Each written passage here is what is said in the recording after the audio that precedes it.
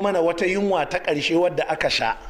kafin wannan ta gaba ɗaya, wadda wannan yunwa ita ce yunwa farko a wannan zamanin, wadda yanzu har yunwa ta zama wa ɗan Najeriya jiki. A lokacin da Buhari ya karɓi mulki aka ce za a yi canjin kuɗi, a lokacin an yi wata mummunar yunwa, domin ga kuɗinka za ka sai wake da shinkafa na naira 20 sai ta ce ba za ta karɓa ba, sai dai ka ba ta sabon kuɗi. Shi kuma sabon kuɗin ba shi a hannun jama'a, na haka ita ba za ta sai da wake da shinkafar ta gare ka ba saboda ba za ta karɓi kuɗinka ba, don haka zuwa gobe jalinta ya karye, kai kuma ga kuɗin ba su da amfani,